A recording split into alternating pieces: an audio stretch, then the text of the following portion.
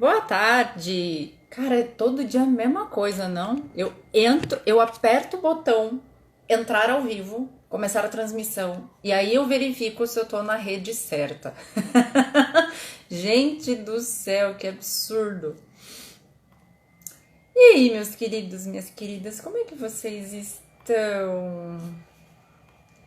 Como é que foi o dia após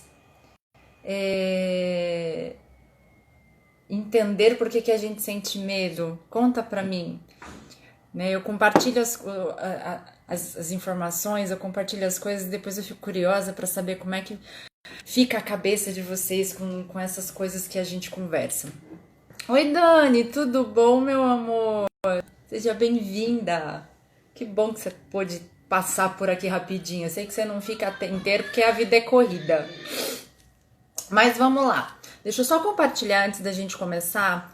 Compartilhar com algumas pessoas aqui, falando que a gente está ao vivo, porque depois as pessoas ficam tristes comigo quando eu não falo.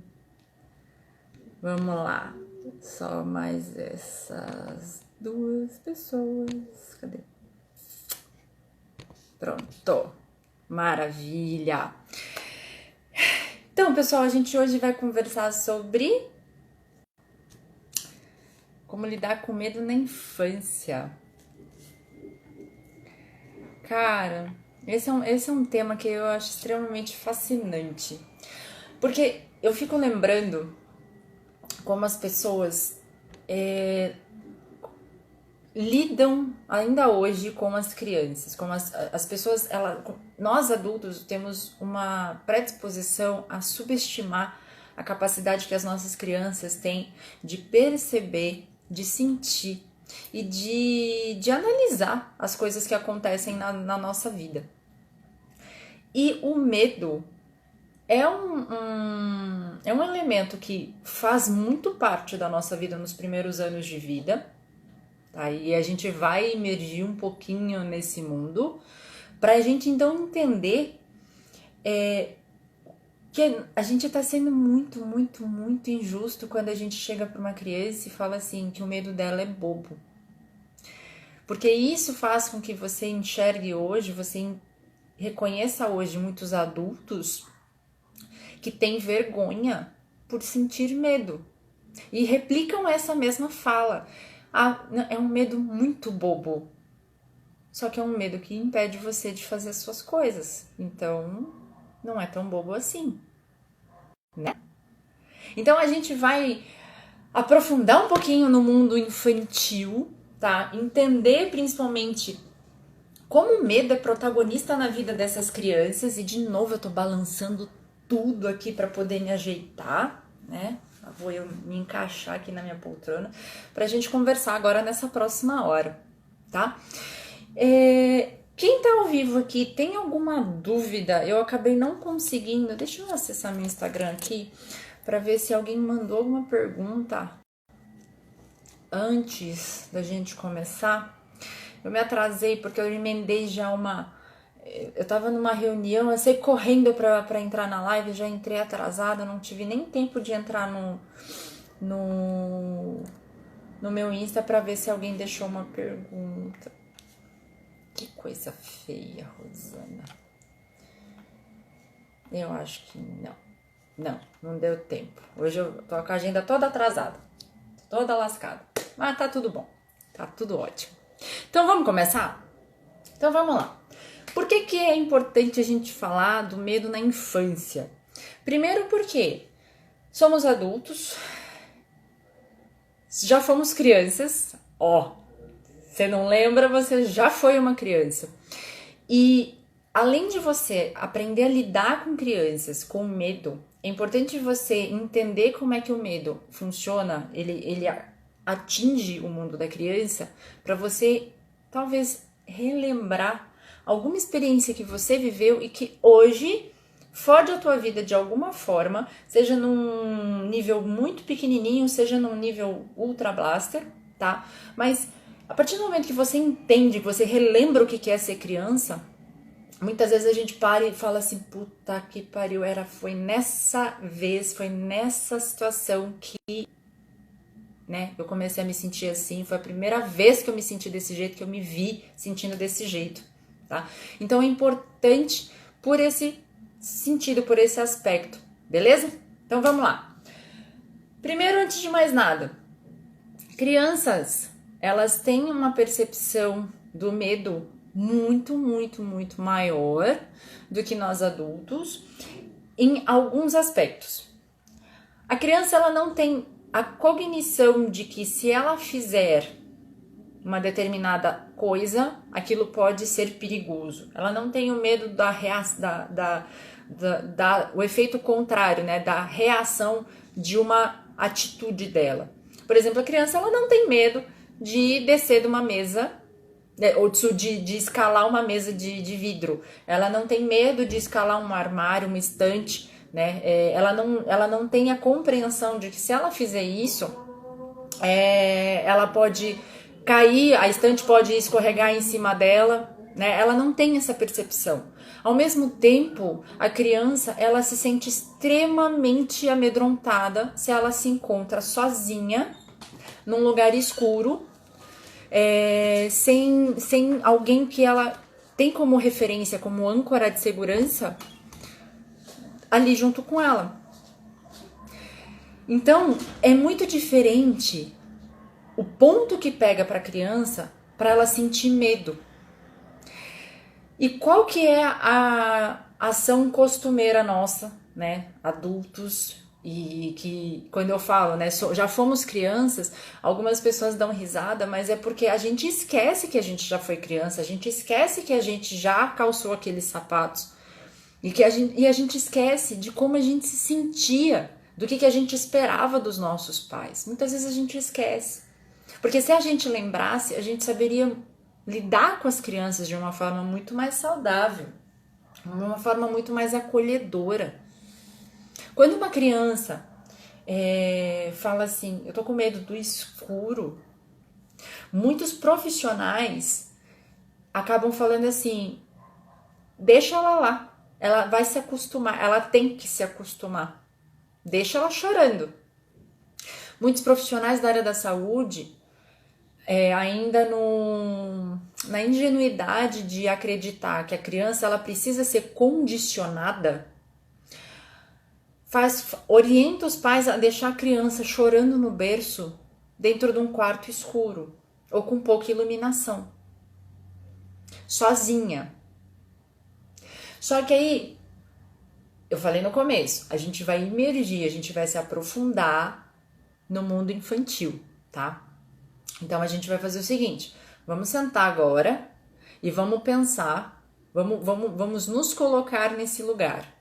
Você tá sozinha, você estava acostumada a ficar encolhidinha, acolhido num cantinho escuro, gostoso, onde você não tinha muito para onde se mexer, você não tinha nada solto ali perto de você, mas você tinha a sensação de segurança. E aí do nada, você agora se você se sente num lugar onde você não consegue se segurar em nenhum lugar, você tá solto ali, no escuro, sem escutar nenhum som que sequer lembra, né, o lugar onde você estava acostumado a ficar. Porque ao contrário do que a gente pensa, dentro da barriga da mãe é um puta de um barulho. É muito barulhento, gente, é sério. Não sei se vocês quem não tem filho, provavelmente não, tá? Quem tem, talvez já tenha escutado aquele barulho do ruído branco. Ou então o barulho o som que simula você embaixo d'água, você dentro d'água, né? No caso, dentro da bolsa. É muito barulhento. Tem os barulhos do trato digestivo, tem o som do batimento cardíaco, tem o próprio barulho de dentro, né, de estar na água ali. Então, dentro da barriga da mãe não é um lugar silencioso, ao contrário do que era falado, né, era disseminado por muitos anos, até poucos anos atrás era essa informação que muitas de nós mães tínhamos. E aí você fala assim para a mãe, Não, pode deixar o teu bebê sozinho, no escuro, né, ou com pouca luz, dentro do berço, com total silêncio. Para o bebê é extremamente assustador ele estar dentro daquele ambiente, porque ele não está escutando nenhum som que lembra a mãe. E é comprovado, tá? Já foram feitas vários e vários testes, várias e várias pesquisas que comprovam que o bebê, ele reconhece, olha até que ponto o nosso corpo chega, tá? O bebê, ele reconhece a frequência do som do batimento cardíaco da mãe. Não é assim, não é qualquer batimento cardíaco, ele reconhece a frequência do batimento cardíaco do coração da mãe. Então, aí fica claro por que a criança ela se sente acolhida quando ela tá no peito da mãe. Porque quando ele está escutando o coração, né, o coração da mãe batendo, ele reconhece que ele está num ambiente seguro. Então, é muito difícil para as pessoas entenderem, tá, que a questão de adaptação do bebê nos primeiros meses de vida vai muito além do que simplesmente fazer o bebê se acostumar aqui fora. Ele tem ali uma série de fatores que estão fazendo com que ele se sinta ameaçado. E o que a gente faz? A gente, por não ter informação, por não ter conhecimento suficiente, a gente trata o bebê como um bichinho, tá? E eu vou falar bichinho porque, na verdade, é como as pessoas se portam. As pessoas tratam o bebê como um bichinho que precisa comer e dormir. E para ele tanto faz se ele tá num berço acompanhado ou sozinho. Mas isso faz toda a diferença, tá? Hoje, inclusive, é muito disseminado aí vou falar uma linha de trabalho, porque não é, né? Mas é muito disseminado uma linha de criação, que é a criação com apego, né? Ou a esterogestação, aonde a mãe, o pai, enfim, as mães ou os pais, né? Eles respeitam o tempo do bebê em se adaptar ao meio e não forçam o bebê a se adaptar à rotina dos pais, tá? Então é uma forma de criação muito mais trabalhosa, obviamente, tá? É uma linha que a gente aplica aqui em casa com o Calic, faz com que a gente se adapte, se ajuste muito mais à necessidade dele, só que é uma linha onde a gente consegue trazer muito mais segurança para essa criança.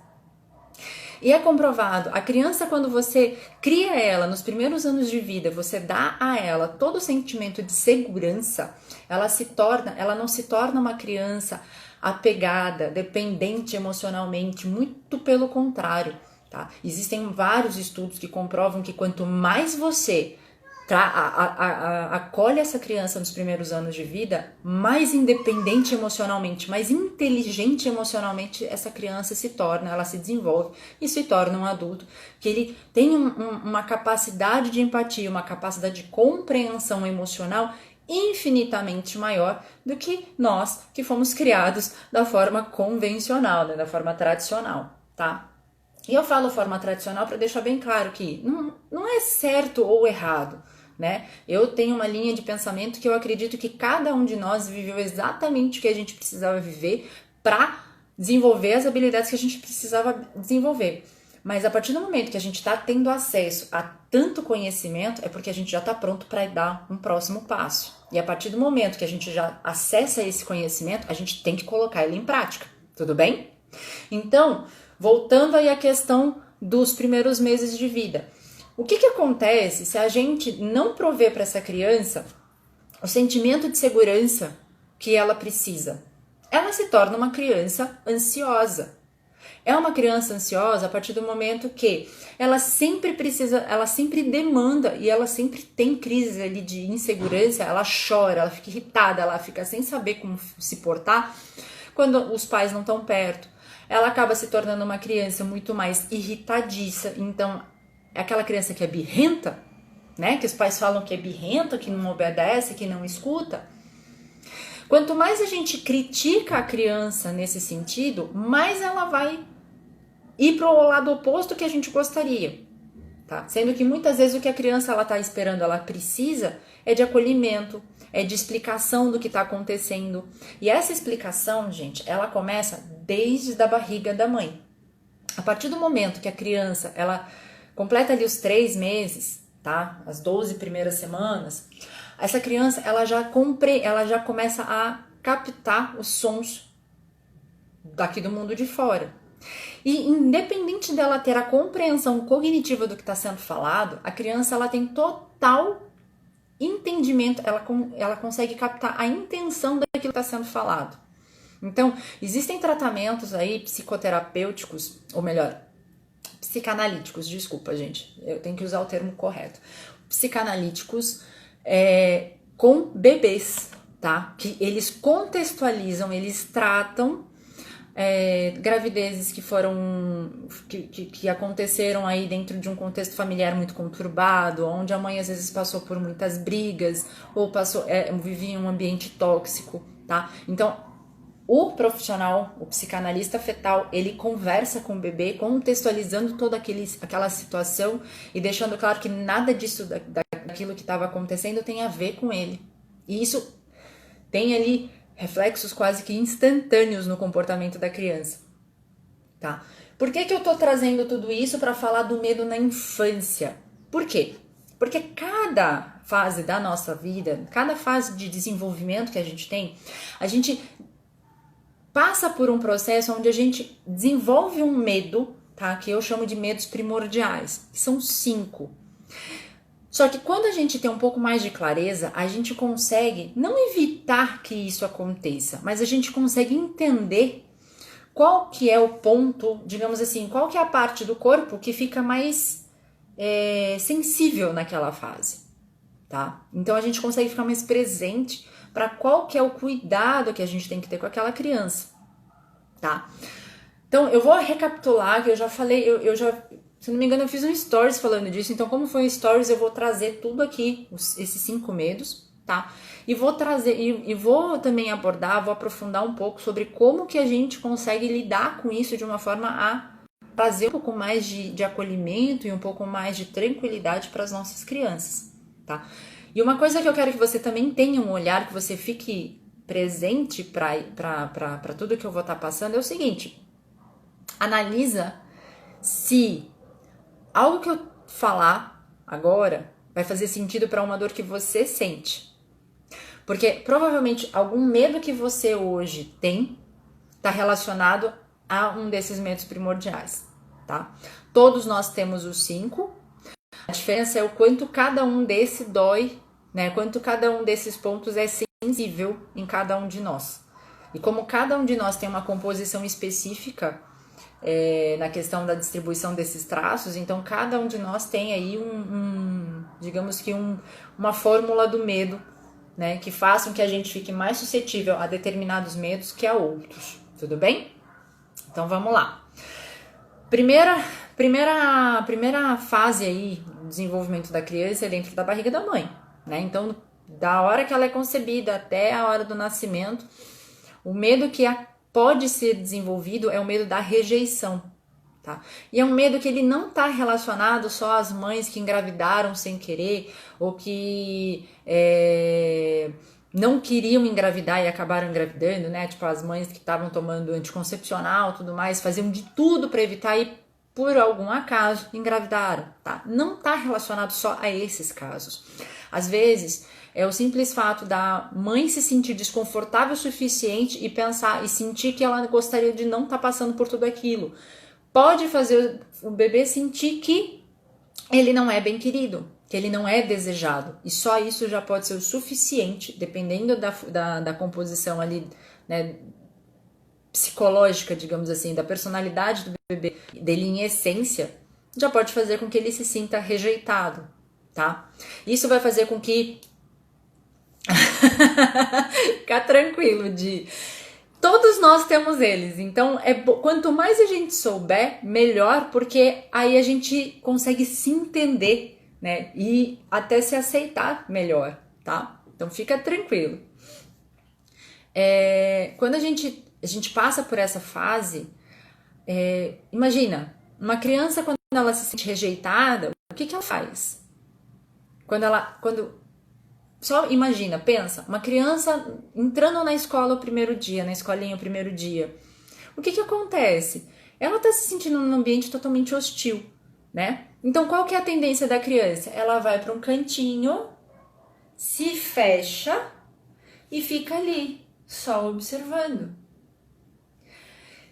A criança que tem o pico desse medo da rejeição, que foi desenvolvido ali durante a gestação, ela cresce como um adulto assim. Então, para pensar em pessoas que você olha e fala assim, nossa, parece que se bater o pé perto dessa pessoa, a pessoa vai sair correndo. São pessoas que têm medo de se expor, são pessoas que têm medo de falar, são pessoas que têm medo de interagir. Né? Outro dia até me perguntaram, ser introspectivo pode ser relacionado a um medo de se relacionar? Sim, na verdade, não é só o medo de se relacionar. Ser introspectivo tem relação a você ter medo de existir. Porque em algum momento, durante a gestação, para você, o seu cérebro registrou que existir é ameaçador. Porque você não é querido. Então você se fecha. Então você se torna uma pessoa introspectiva, por quê? Porque você se expor é um ameaçador. Ou porque você foi criticado, ou porque você não era querido, você não se sentiu amado, enfim. Então a pessoa ela acaba crescendo com esse sentimento de que se ela se expor, ela vai ser rejeitada de tal forma e aquilo vai doer tão forte dentro dela que ela prefere se resguardar e nem tentar, tá? Acabam se tornando pessoas extremamente criativas, extremamente racionais. São pessoas que eu falo que ficam dentro da caverna. Elas se fecham no mundinho dela, criam um segundo mundo totalmente dentro da cabeça, onde elas vivem plenamente. E elas têm dificuldade ali de interagir. Por quê? Porque tudo que está fora desse mundo perfeito dentro da cabeça delas é ameaçador, então ela fica extremamente desconfortável, tá? São pessoas que detestam toque, contato, pessoas chegando muito perto. São pessoas que você chega perto, ela até vai para trás, ela fecha, ela curva o ombro para frente, que ela quer se fechar. Observe, tá? E o que você pode fazer se você vê que uma criança tende a ser assim? As crianças já começam a demonstrar muito cedo esses traços aí de caráter, né? Você dá espaço para ela e toma muito, muito, muito cuidado na hora de dar um feedback, na hora de dar uma bronca. Cada vez que você tiver que falar com uma criança desse perfil, que tem muito presente esse medo, você tem que enaltecer muito as qualidades dela primeiro. E aí você dá um feedback negativo, ou dá uma bronca, corrige uma conduta errada, mas finaliza falando outra coisa na qual ela é muito boa, o quanto ela é especial. Porque para essa criança, qualquer feedback negativo dói 10 vezes mais do que dói em você. Tá? E se você se reconheceu nessa criança, para perceber, para se analisar o quanto você às vezes deixa de aproveitar oportunidades com medo de se expor. Porque às vezes é isso que está segurando também o teu desenvolvimento, a tua evolução, beleza? Passando desse ponto, a gente entra ali no primeiro ano de vida. Do nascimento até o primeiro ano de vida, o maior medo que a criança pode desenvolver é o medo do abandono, tá? E o abandono, ele não tá só relacionado a sempre todos os aspectos de medo que eu vou apresentar, gente. Vamos ter uma visão assim bem ampla do negócio, tá? Todo sentimento que traz ali aquela percepção de abandono. É a criança que ou só é alimentada, chorou, dá comida para ela. Ou ela é largada chorando sem ninguém dar atenção. Por quê? Porque toda vez que você dá essa sensação para a criança que quando ela chora, a única solução que você encontra é dando comida para ela, ela entende que ela não é digna de carinho, ela não é digna de atenção. Você tá suprindo ela só com comida. Então, pessoas que têm dificuldade para emagrecer, pessoas que têm dificuldade, que são mais cheinhas, e não falo cheinhas de falar que são gordas, tá? Cheinhas, que são mais bochechudas, que você olha assim, dá vontade de apertar. São pessoas que você olha e fala assim, fofinha, né? Ela não precisa ser gordinha, gordinho. São pessoas que têm um carisma diferente. São aquelas pessoas que você olha assim, você fala, nossa, ela é tão carismática, ela é tão, né? É legal ficar perto dela. Pessoas que você gosta de ter perto, pessoas que gostam de abraçar e gostam de ser abraçadas, né? Pessoas que falam expressando muito mais o sentimento, né? Eu tenho a sensação de que essa situação vai trazer esse benefício, esse resultado, né? Ela sempre fala sobre sentimento, mesmo que ela esteja falando alguma coisa técnica, ela fala assim, o que eu sinto a respeito disso, né? Falam sobre diminutivos, bonitinho, gostosinho, tá? São pessoas que elas foram ou hiperestimuladas nesse primeiro ano de vida ou subestimuladas. Pessoas que foram deixadas chorando ou foram deixadas ali, como eu falo, como alguns pediatras falam, né? Deixa a criança lá que ela tem que acostumar que é assim que vai ser.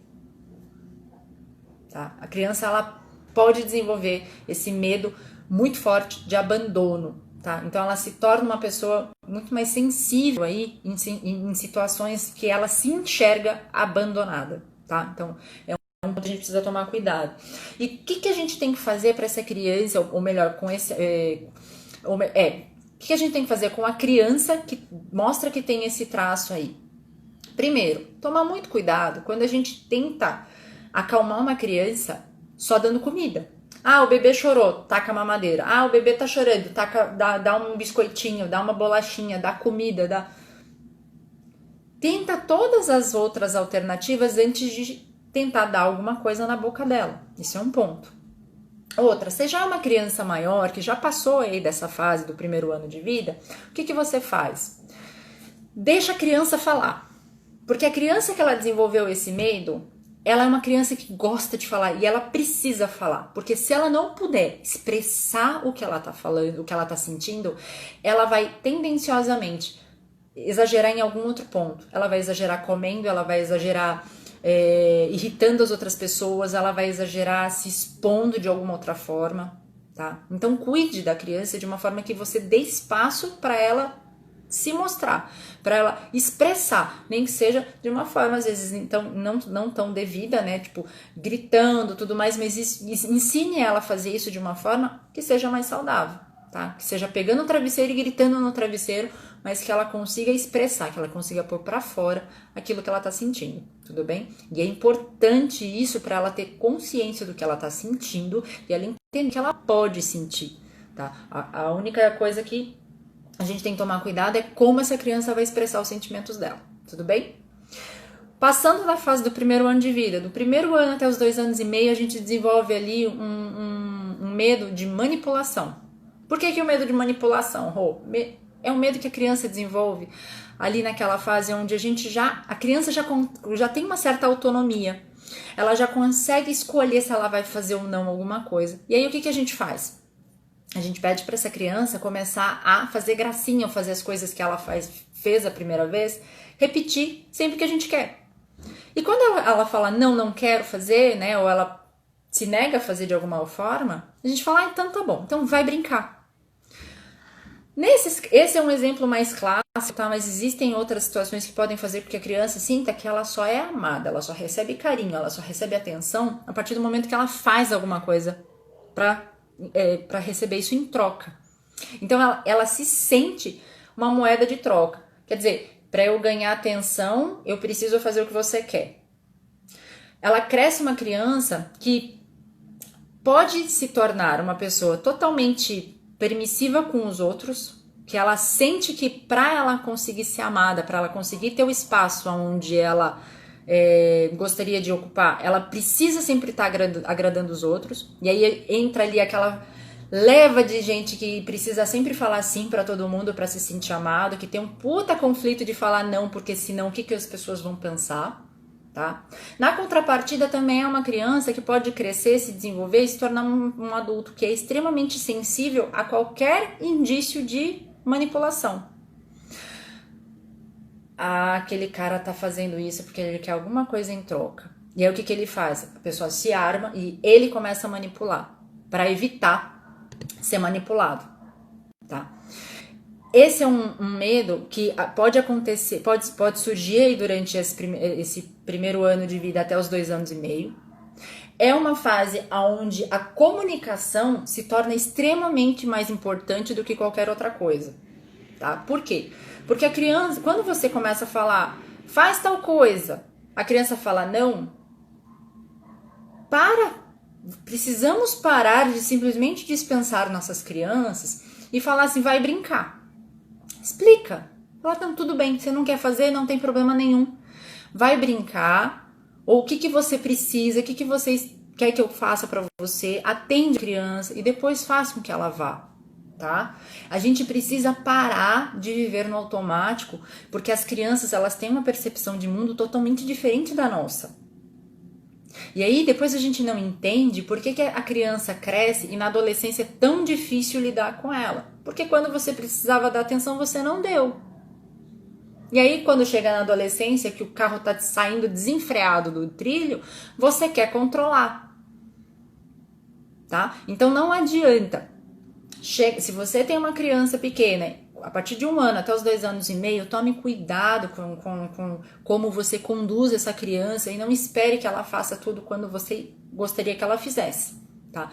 Busque a comunicação, uma coisa que eu sempre bato na tecla.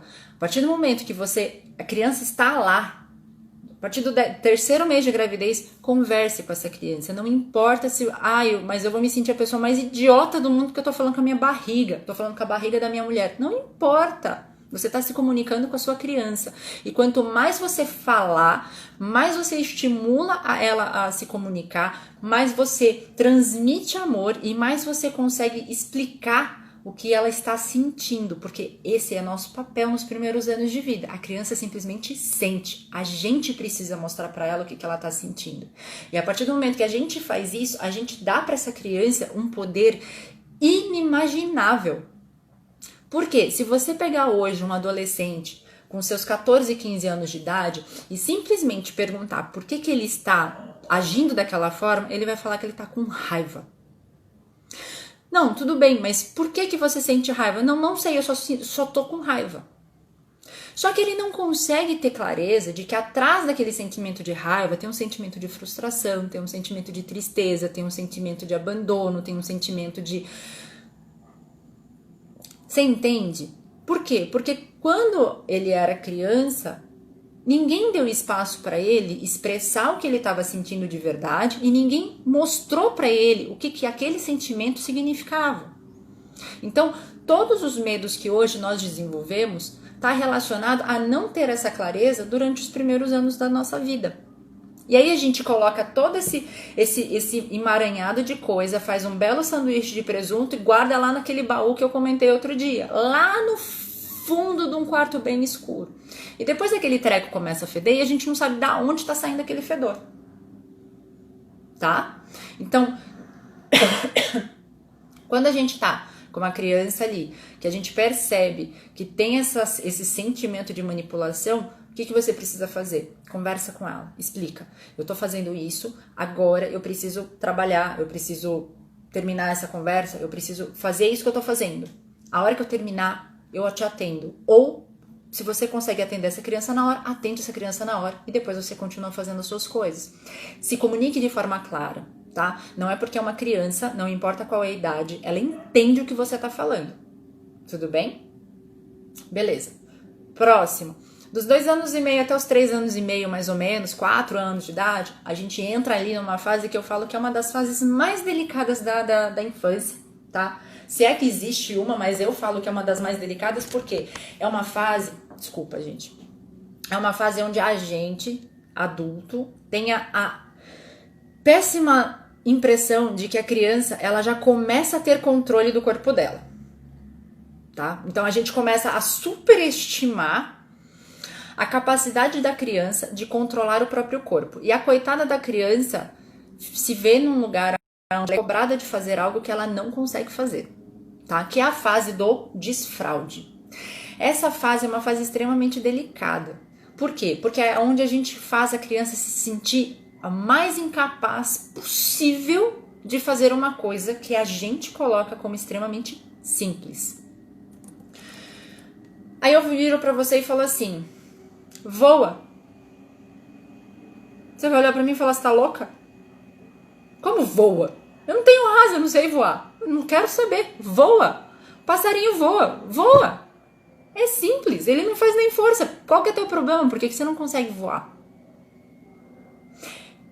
Se você parar para sentir, internalizar o sentimento que você teria da pessoa que você mais ama, virar para você e te chamar de incapaz, porque ela tá mandando você voar e você fala que você não consegue e ela não te entende, você vai chegar próximo do sentimento que uma criança tem quando o pai ou a mãe briga com ela porque ela fez xixi ou cocô nas calças, quando ela tá no período do desfraude. É exatamente o mesmo sentimento. E eu falo, gente, quando eu brinco, lembrando vocês que todos nós já fomos crianças um dia, não é brincadeira. Eu falo, a gente esqueceu como é ser criança e é por isso que a gente às vezes é um pai e uma mãe cocô, que só faz merda. Porque a gente esqueceu, a gente só se colocou nesse papel aqui no pedestal de adulto e a gente esquece que a criança ela tem um mundo totalmente diferente do nosso. Então, nessa fase aí dos 2 anos e meio até os 3 anos e meio, é uma fase extremamente delicada. A criança precisa de muito acolhimento, muita segurança. Ela precisa se sentir num ambiente seguro. Ela não pode sentir medo, porque nessa fase, o maior medo que ela tem é o medo de errar. E o medo de ser humilhada por ter errado. O medo da humilhação é um medo que se forma aqui nesse período da vida. E aí você reconhece os adultos que têm medo de assumir os erros, que têm medo de errar, que são extremamente autocríticos, que são pessoas que eles literalmente se sentem na obrigação de carregar o mundo nas costas para provar o seu valor. Por quê? Porque foram crianças que, nessa fase aqui, foram extremamente cobradas, tá? E aí, o que você faz com uma criança que você percebe que desenvolveu esse traço? Primeiro, você dá espaço para ela e explica, fala, não vai fazer tanta diferença, mas você fala para ela que tá tudo bem errar, que tá tudo bem ela expor o que ela tá sentindo, que aquilo não vai ser usado contra ela, que aquilo não vai ser motivo de humilhação. Tá? É extremamente importante a gente colocar esse ponto. Uma vez que a criança desenvolveu esse traço, é muito desafiador, digamos que reparar, remediar. Tá? Ela se torna um adulto fechado, ela se torna um adulto que não demonstra os sentimentos, mas ela se torna um adulto extremamente resistente. Então vai ser uma pessoa que vai conseguir lidar com os problemas da vida com muito mais desenvoltura, digamos assim. Tá? Por quê? Porque ele vai crescer um adulto que vai se sentir na obrigação de saber lidar com as coisas, tá? De ser um porto seguro, uma pessoa forte, tá? Agora, se você tem uma criança dentro desse período aí de tempo, dentro dessa idade, tome muito cuidado em tentar acelerar o processo do desfraude. A criança, ela sinaliza quando ela tá pronta. Normalmente, o que acontece com a criança é que ela já começa a dar indícios que ela tá pronta para o desfraude. Ela começa a subir os degraus da escada sem precisar segurar. Isso mostra que ela já tem uma estabilidade, um fortalecimento dos músculos do quadril para baixo. Então, isso já começa a dar indícios de que ela já tem controle da musculatura, do esfíncter, tá? E da pelvis, que é o que controla o xixi e o cocô. Tá? Então, quando a criança já tem essa capacidade, ela naturalmente já começa a falar que ela quer tirar as fraldas, tá? Então, tome muito cuidado, principalmente crianças que vão para a escola. Hoje eu não sei como é que tá esse processo aí de retomada das aulas e tudo mais, mas cuidado em terceirizar a maternidade, a paternidade nesse sentido, principalmente nessa fase. Não tem como fazer diferente, não tem problema, mas preste atenção, acompanhe o que está sendo feito com seus filhos, tudo bem? Beleza. Passou da fase aqui do desfraude, a gente entra na última fase, que é dos 3 anos e meio até os 5, 6, até os 7 anos de idade, tá? Que nessa fase aqui é quando a criança começa a descobrir a sexualidade. Então, nessa fase, ela entende que o mundo é feito em pares. Ela entende que o papai tem a mamãe tem o papai, o tio tem a tia tem o tio, né? Então, ela fala assim, tá, um tem o outro, ali também. Então, eu sou o par com meu pai, né? No caso das meninas, e os meninos com a mãe. Só que aí o que acontece? Durante o dia, ou durante um período do dia, a criança tá lá com a mãe, o filho tá lá com a mãe o dia inteiro, chega à noite o pai, a mãe deixa a criança de lado para dar atenção pro pai. O sentimento que surge na criança é, fui trocado. Não sou bom o suficiente, não sou especial o suficiente para minha mãe ficar só comigo. Não é uma coisa sexual, tá, gente? É uma percepção do tipo assim, eu queria ser o mais importante possível para minha mãe ficar só comigo, porque a criança ela tem esse sentimento, esse egoísmo que é dela, é da criança, tá? É natural, todos nós tivemos um dia uma coisa assim, inconsciente, tá? É involuntário, melhor dizendo, beleza? E aí a mesma coisa a menina, tá lá com o pai e tudo mais, só que porra, o pai fica pouco tempo, tudo, e quando a mãe chega, o meu pai me deixa pra ficar com a minha mãe. Então, como que o cérebro dessa criança se desenvolve e como ele se arma para isso não ficar se repetindo durante a vida dessa criança? Ele trabalha de uma forma que a criança se torne um adulto que chame atenção. Então, normalmente são crianças que crescem e se desenvolvem em adultos com traços harmoniosos, com traços mais bonitos. São crianças que se desenvolvem em jovens que chamam muita atenção, tá? Que o corpo se desenvolve mais rápido. Por quê? Porque é uma forma de garantir que aquela pessoa não vai ser trocada ou que vai ser sempre considerada a melhor opção quando ela chegar num determinado lugar, tá? Só que existe ali no meio desse processo, o medo da troca, o medo da traição. É uma criança que, se você perceber, ela, se o amiguinho ou a amiguinha dela deixar ela de lado para brincar com outra criança, ela fica extremamente emputecida com aquele amiguinho. Tá inadmissível aquele amigo ter trocado ela para ficar com outra criança. E é quando saem as brigas, as discussões, né, mordidas, tapas, chutes, enfim.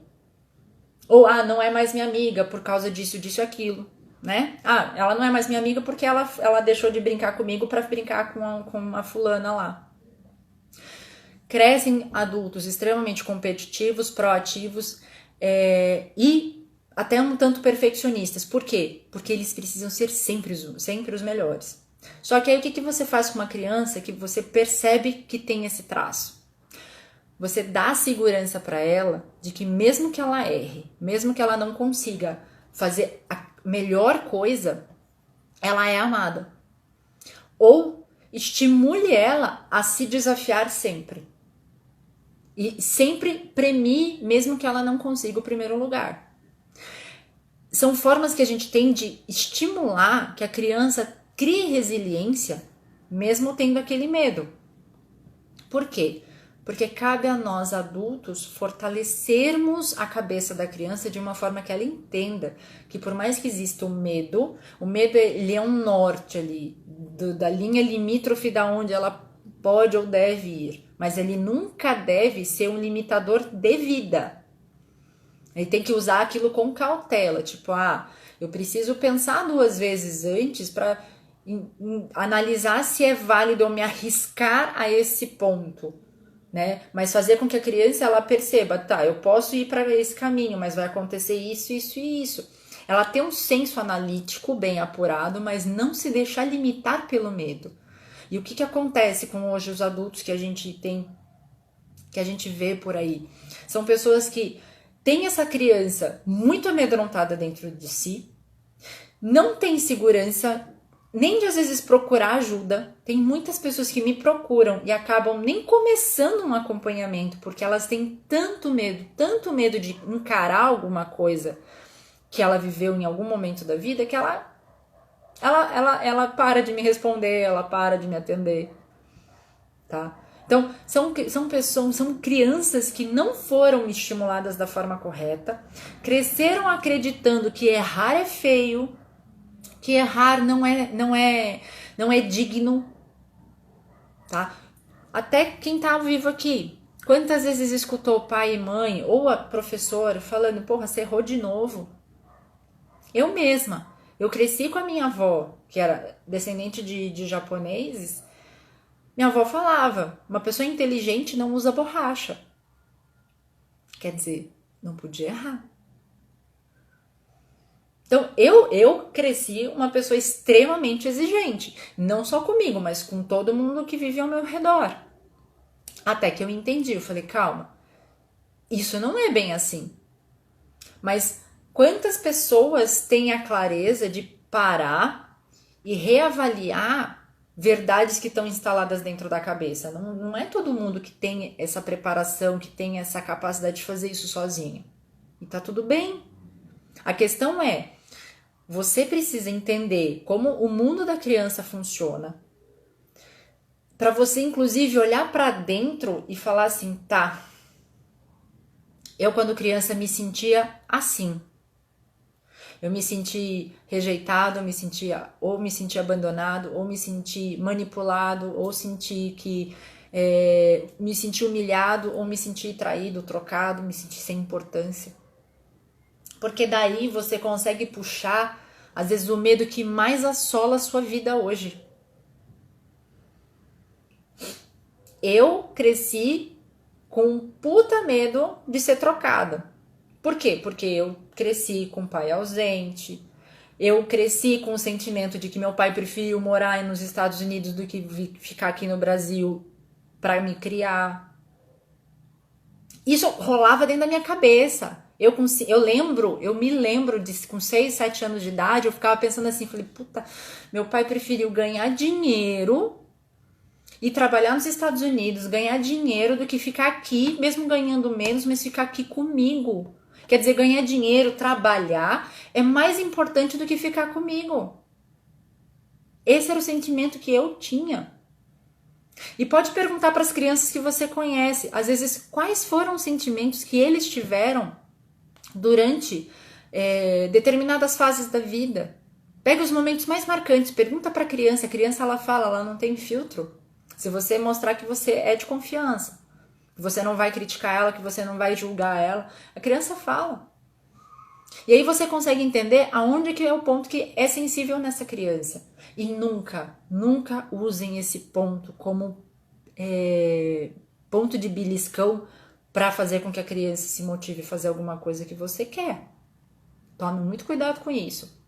Todo conhecimento que é passado nesse sentido é para você saber como lidar de uma forma saudável, como entender aonde dói nessa criança e estimular ela a seguir, a fazer com que ela se desenvolva. Não deixar que aquele ponto seja um ponto que vai podar outras habilidades e outros desenvolvimentos dentro da cabeça dessa criança. Porque eu já vi pai pegando, falando, eu sei que ele tem medo de ser rejeitado, eu vou lá, justo nesse ponto eu vou lá e vou falar, se você não fizer isso, não vão aceitar você dentro daquele grupinho.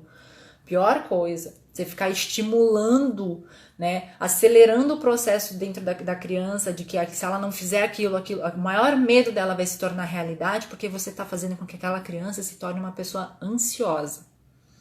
Porque ele vai ficar tentando imaginar tudo que pode dar errado se ele não fizer a coisa mais certa possível. E aí a gente pega aí várias pessoas que hoje têm crise de ansiedade, síndrome do pânico, por conta disso. Tá? É isso. Essa questão do medo na infância, a criança, ela precisa se sentir mais acolhida, os medos que assolam a criança são totalmente diferentes dos medos que nós temos como adultos. A cognição da criança é diferente, é menor, porque o cérebro dela não está tão desenvolvido quanto o nosso. E a percepção do que é assustador para essa criança é muito, muito, muito mais, digamos que simples e genuína do que o medo que nós sentimos. Enquanto você tem medo de perder o emprego, enquanto você tem medo de não conseguir sei lá, ganhar o tanto de dinheiro que você gostaria, enquanto você tem medo de não conseguir pagar uma conta, enfim, enquanto os seus medos são medos mais racionais ali, o medo da criança é de não ser amado, o medo da criança é de dormir no escuro, o medo da criança é de perder o brinquedo. Só que por mais simples e ingênuos que esses medos pareçam ser, é dar a segurança para essa criança nesses medos que vão fazer com que ela cresça um adulto muito mais seguro, um adulto muito mais saudável. Então, toda vez que uma criança vier para você alegando, apresentando um medo que ela tem, nunca, nunca, nunca tire sarro dela. Nunca fale que aquele medo é um medo bobo. Porque aí a gente cria adultos que falam que os medos que eles têm são bobos. E sabe, e aí a gente tem mais 3 minutinhos. E eu vou falar por que eu falo tanto, por que eu pego tanto nesse ponto do não falar que um medo é um medo bobo. Porque o cérebro, ele entende tudo que você fala. Quando você fala que o seu medo é um medo bobo, mas é um medo que te impede de viver da forma como você gostaria, te impede de realizar alguma coisa que você gostaria de realizar, aonde que fica você? Vamos supor que você, vamos fazer uma analogia, você é um leão. Todos nós somos leões, tá? Se você fala que você tem um medo, que é um ratinho, mas você fala que o ratinho é um medo bobo, quer dizer que você não é um leão tão forte assim. Porque você está se deixando vencer por um ratinho desse tamanhinho. Você é um leão, frondoso, fortão, né, majestoso, se deixando vencer por um ratinho. E aí, sabe o que acontece dentro da sua cabeça quando você fala pra você mesmo que você tem um medo bobo, mas esse medo te trava a vida? Você se sente menor que o medo. Você se coloca numa posição, num patamar aonde o medo tá aqui e você tá aqui embaixo. Por quê? Porque é um medo bobo, mas ele não te deixa subir, ele não te deixa passar. Então quer dizer que você é mais fraco que aquele medo. Você pode não ter consciência disso, mas a partir do momento que você fica repetindo pra você e pra todo mundo com quem você conversa que você tem um medo bobo, você tá se colocando menor que esse medo. Então, comece a mudar a forma como você se apresenta. Eu tenho um medo, eu tenho esse medo. É um medo teu. E não precisa dimensionar ele. Isso daí é importante pra você. Se a outra pessoa vai dimensionar, aí o problema é dela, né? Mas aí a gente entra naquele ponto que eu já conversei, dos 3 pontos que você tem controle. O que sai da boca da outra pessoa tá fora da tua zona de controle. Faz sentido? Então, preste atenção nesse ponto. Não fique repetindo que o teu medo é bobo. Não subjugue os seus sentimentos, não subjugue os desafios que você está vivendo, porque se você está vivendo é um desafio para você, é um desafio para você. Você tem força suficiente para lidar com esse medo. Todos nós somos leões e eu vou apresentar isso para vocês hoje, mais tarde. Todos nós temos leões dentro de nós. Só que às vezes a gente se deixa parar por um ratinho desse tamanho, porque a gente não se enxerga como um leão. Então, a gente vai começar a trabalhar isso para que você comece a pôr esse leão para fora, tá? Para dominar esses ratinhos que vão surgindo na sua vida. Porque você hoje tem um que talvez você não tá conseguindo dominar direito, você não tá conseguindo controlar, mas a partir do momento que você entender com o que você precisa fazer, nenhum medo mais vai travar a tua vida. Fica tranquilo. Só que começa aqui, nesse ponto que a gente estava conversando hoje, sobre como os medos foram apresentados para você. Se foram apresentados como coisas bobas e ridículas que você tem porque você é bobo, porque você é boba, ou se se foi trazido para você como uma coisa que todo mundo tem, que faz parte de você e que você só precisa lidar com aquilo da melhor forma possível. Fez sentido, gente? É isso. Essa foi a live de hoje. Espero que tenha ajudado vocês de alguma forma, que tenham te trazido insights, que tenham te trazido alguma clareza, que alguma ficha tenha caído, tá? E eu vou pedir pra você,